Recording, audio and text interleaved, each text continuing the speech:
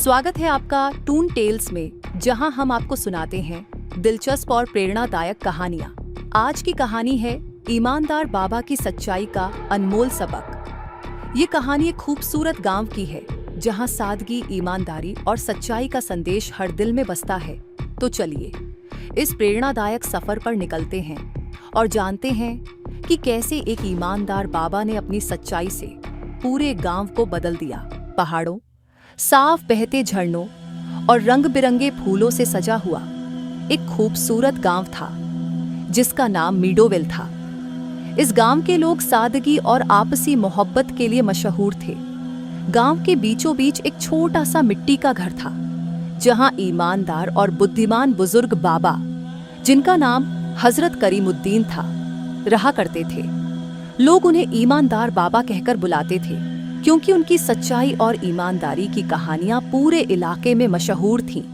बाबा जी का समय गांव वालों की मदद करने और अपने छोटे से बगीचे की देखभाल में बीतता था।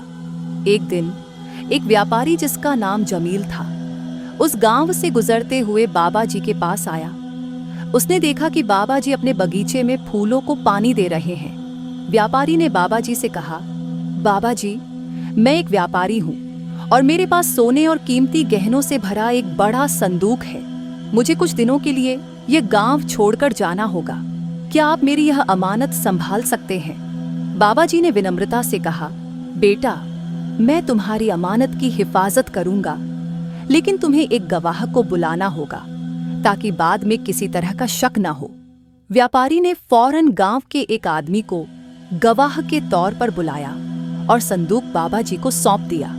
बाबा जी ने संदूक को अपने छोटे से घर के कोने में रखा और हर दिन उसे देखकर यह दुआ करते, हे परमात्मा, मुझे जिम्मेदारी को ईमानदारी से निभाने की ताकत देना।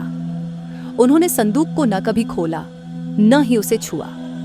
बाबा जी का दिन अपने बगीचे में काम करने, गांव वालों की समस्याओं को सुनने और बच्चों को कहानियां सुनाने में गुजरता।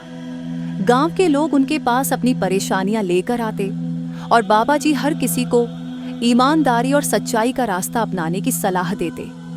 कई हफ्ते बीत गए। एक दिन व्यापारी गांव वापस आया और बाबा जी के पास अपना संदूक लेने पहुंचा। उसने बाबा जी को प्रणाम किया और कहा, बाबा जी, मैं अपनी अमानत लेने आया हूं। बाबा जी ने संदूक वैसे ही उसे लौटा दिया जैसा उसने छोड़ा था, लेकिन जैसे ही व्यापारी ने संदूक उठाया, उसके मन में लालच आ गया। उसने कहा, बाबा जी, मुझे ऐसा लगता है कि यह संदूक हल्का है। क्या आपने इसमें से कुछ लिया है? यह सुनकर बाबा जी शांत और गंभीर रहे। उन्होंने कहा, बेटा, तुम्हारी अमानत मेरे लिए एक जिम्मेदारी थी। मैंने इसे वैसा ही रखा है जैसा तुमने मुझे दिया था। अगर तुम्हें शक है तो उस गवाह को बुला लो जो उस समय यहाँ मौजूद था। व्यापारी ने गवाह को बुलाया। गवाह ने बताया, यह वही संदूक है और इसमें कोई बदलाव नहीं हुआ है। व्यापारी को अपनी गलती का एहसास हुआ। उसने सिर झुकाकर बाबा जी से माफी मांगी और कहा, बाबा जी, मुझे आप पर शक नहीं करना चाहिए था। आपकी ईमानदारी सच में बेमिसाल है। बाबा जी ने मुस्कुराते हुए कहा, बेटा, ईमानदारी इंसान की सबसे बड़ी ताकत होती है। जो इंसान सच्चाई और ईमानदारी के साथ जीता है, उसे न तो दुनिया का डर होता है, न ही किसी का शक। इस घटना ने पूरे गांव को प्रेरित किया। लोग बाबा जी की सच्चाई और ईमानदारी को अपनी जिंदगी में अपनाने लगे। मीडोवेल गांव की खूबसूरती सिर्फ उसकी हरियाली में नहीं थी, बल्कि वहां के लोगों की अच्छाई और ईमानदारी में भी थी।